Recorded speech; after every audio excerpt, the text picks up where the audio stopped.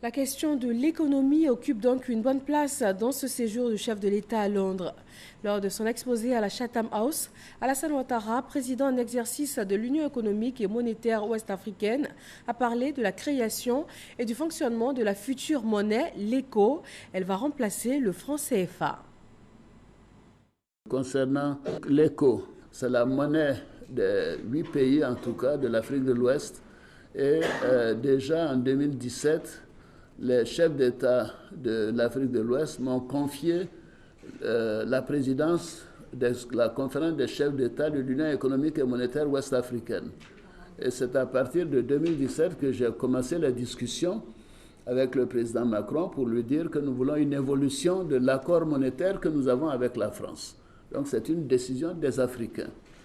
Bien évidemment, ce sont des choses qui demandent des discussions entre les techniciens, mais nous, notre vision était très claire.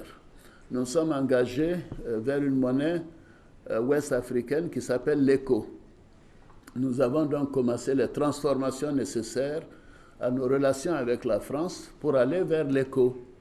Alors, les décisions que nous avons arrêtées, qui ont été annoncées en présence du président Macron, c'est des décisions des chefs d'État de l'UEMOA que j'avais vues au préalable le 3 décembre à Dakar et qui m'ont autorisé à prendre ces décisions que j'ai signées en leur nom.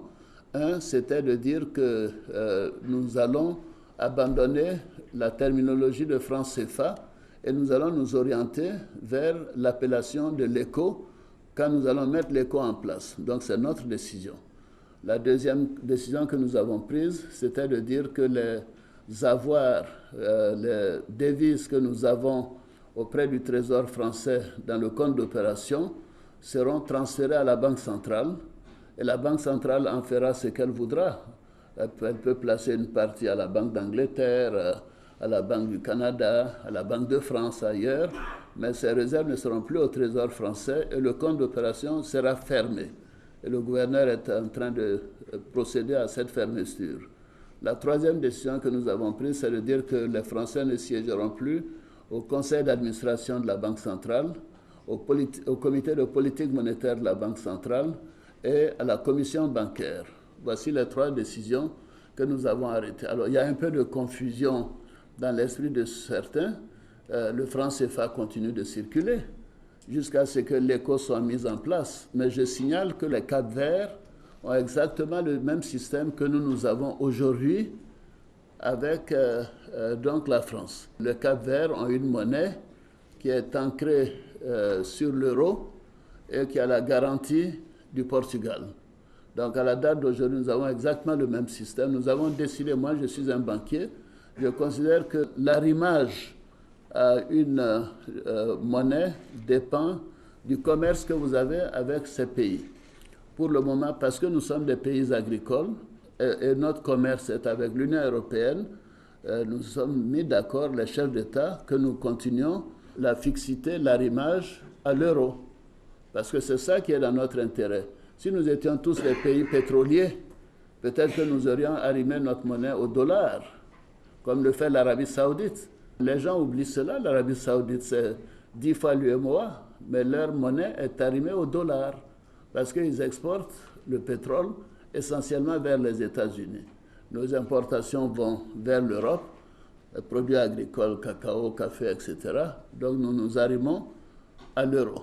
Maintenant, qu'est-ce qui va se passer quand nous arriverons à remplir les critères de convergence? Déjà, je pense que les 8 pays de l'UEMOA remplissent quasiment tous les critères de convergence en 2019, mais pas tous encore. Les Cap-Verts remplissent les critères de convergence.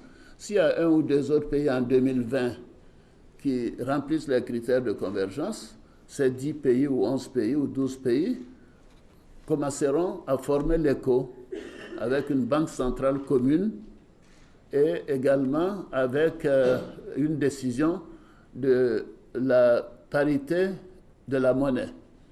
Supposez que le Ghana rentre dans cette union l'année prochaine ou dans un an, le Ghana est un exportateur de pétrole, ils pourront dire, au lieu que nous soyons arrimés essentiellement à l'euro, peut-être nous devions être arrimés à une combinaison euro-dollar.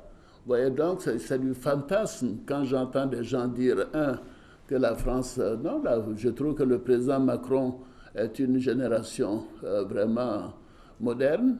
Il a compris que c'était mieux pour les pays africains que s'ils décident de faire ce changement, qu'ils le fassent. Et nous prenons nos responsabilités, nous l'avons fait. Et la France, nous continuons de demander la garantie de la France parce que pour notre monnaie, pour la stabilité des marchés. Et depuis que nous avons pris cette décision, vous voyez le marché de Londres, de New York ou de Paris, ça n'a pas bougé. Les taux d'intérêt sur le franc CFA à moyen et long terme, le taux d'intérêt sur notre dette, ça n'a pas bougé. Le taux d'inflation est toujours aussi faible. Je fais preuve d'humilité, mais je suis quand même ancien gouverneur de la Banque centrale, ancien directeur général adjoint du Fonds monétaire international. Je sais ce qui est bon pour mon pays. Donc les propos des populistes ne m'intéressent pas. Nous faisons ce qui est dans l'intérêt de nos populations, et nos populations ont un système qui marche. Nous avons 6 mois, vous savez, de réserve de change en devises. Aucun autre pays de la zone ne l'a au sein de la CEDEAO. Alors, donc, nous voulons continuer cette garantie de la France au cas où, mais nous savons que ça ne va pas jouer puisque nous avons suffisamment de devises. Alors, je vous dis tout cela pour dire que, c'est une réforme des chefs d'État de l'UMOA. Et deuxièmement, cela ne remet pas en cause notre volonté d'aller vers l'éco, mais il faut des critères de convergence, que tout le monde réduise ses dépenses pour que le déficit sur le PIB soit contenu, que le taux d'inflation soit réduit, que l'endettement soit réduit. L'endettement en Côte d'Ivoire est de 48%, mais dans d'autres pays que je ne nommerai pas, c'est au-delà de 70%. Alors il faut que ces pays arrivent à réduire leur dette en dessous de 70%, et ainsi de suite. Donc la plupart des pays de l'UMOA remplissent ce critère, et je signale enfin que ces pays de l'UMOA ont un taux de croissance moyen de plus de 6% depuis 6 ou 7 ans. On me dira que c'est en grande partie à cause de la Côte d'Ivoire qui fait 40-45%, mais tous les autres pays ont fait des progrès. C'est-à-dire que la politique monétaire est bien menée, elle est bien gérée, les politiques structurelles, macroéconomiques sont également donc confortables. Voilà, donc je tiens vraiment à faire cette prévision, c'est notre décision, et nous allons vers l'éco.